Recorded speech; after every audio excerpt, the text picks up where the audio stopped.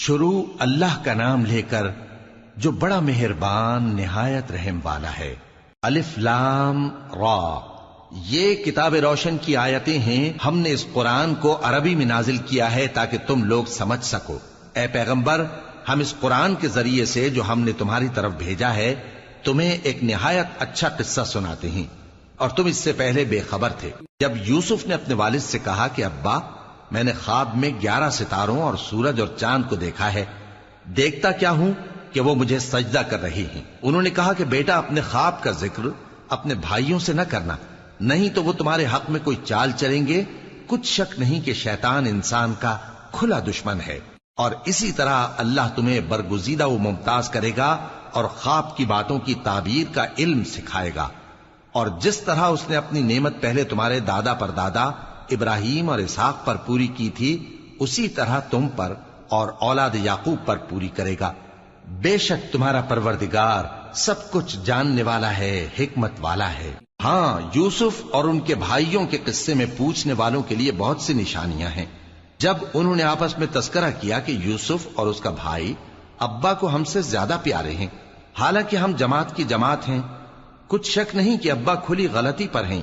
یوسف کو یا تو جان سے مار ڈالو یا کسی ملک میں پھینک آؤ، پھر ابا کی توجہ صرف تمہاری طرف ہو جائے گی، اور اس کے بعد تم نیک لوگوں میں ہو جاؤ گے۔ ان میں سے ایک کہنے والے نے کہا کہ یوسف کو جان سے نہ مارو، کسی اندھے کنویں میں ڈال دو کہ کوئی راہگیر اسے نکال کر کسی دوسرے ملک میں لے جائے گا۔ اگر تم کو کرنا ہی ہے تو یوں کرو۔ یہ مشورہ کر کے وہ اپنے والد سے کہنے لگے کہ ابا جان، کیا سبب ہے کہ آپ یوسف کے بارے میں ہمارا اعتبار نہیں کرتے؟ حالانکہ ہم اس کے خیر خواہ ہیں، کل اسے ہمارے ساتھ بھیج دیجئے کہ خوب میوے کھائے اور کھیلے کودے، ہم اس کے نگہبان ہیں۔ انہوں نے کہا کہ یہ امر مجھے غمناک کیے دیتا ہے کہ تم اسے لے جاؤ، یعنی وہ مجھ سے جدا ہو جائے، اور مجھے یہ بھی خوف ہے کہ تم کھیل میں اس سے غافل ہو جاؤ اور اسے بھیڑیا کھا جائے۔ وہ کہنے لگے کہ اگر ہماری موجودگی میں کہ ہم ایک طاقتور جماعت ہیں اسے بھیڑیا کھا گیا تو ہم بڑے نقصان میں پڑ گئے۔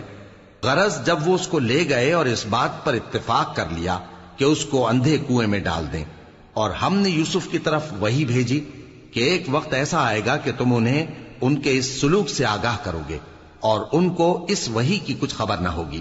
اور یہ حرکت کر کے وہ رات کے وقت باپ کے پاس روتے ہوئے آئے، کہنے لگے کہ ابا جان، ہم تو دوڑنے اور ایک دوسرے سے آگے نکلنے میں مصروف ہو گئے اور یوسف کو اپنے اسباب کے پاس چھوڑ گئے تو اسے بھیڑیا کھا گیا، اور آپ ہماری بات کو گو ہم سچ ہی کہتے ہیں باور نہیں کریں گے۔ اور ان کے کرتے پر جھوٹ موٹ کا لہو بھی لگا لائے۔ یعقوب نے کہا کہ یوں نہیں ہے، بلکہ تم اپنے دل سے یہ بات بنا لائے ہو۔ اچھا، صبر کہ وہی خوب ہے، اور جو تم بیان کرتے ہو اس کے بارے میں اللہ ہی سے مدد چاہیے۔ اور اب اللہ کی شان دیکھو کہ اس کنویں کے قریب ایک قافلہ آوارد ہوا اور انہوں نے پانی کے لیے اپنا سقا بھیجا، تو اس نے کنویں میں ڈول لٹکایا، یوسف اس سے لٹک گئے۔ وہ بولا، زہے قسمت، یہ تو ایک لڑکا ہے، اور اس کو قیمتی سرمایہ سمجھ کر چھپا لیا۔ اور جو کچھ وہ کرتے تھے اللہ کو خوب معلوم تھا، اور انہوں نے اس کو تھوڑی سی قیمت یعنی معدود چند درہموں پر بیچ ڈالا، اور وہ اس سے بیزار ہو رہے تھے۔ اور مصر میں جس شخص نے اس کو خریدا، اس نے اپنی بیوی سے جس کا نام زلیخا تھا کہا کہ اس کو عزت و اکرام سے رکھو، عجب نہیں کہ یہ ہمیں فائدہ دے یا ہم اسے بیٹا بنا لیں۔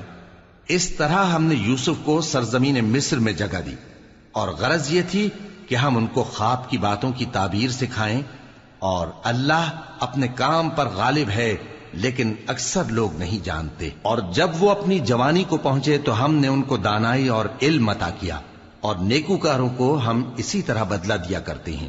اور جس عورت کے گھر میں وہ رہتے تھے اس نے ان کو اپنی طرف مائل کرنا چاہا، اور دروازے بند کر کے کہنے لگی، یوسف جلدی آؤ۔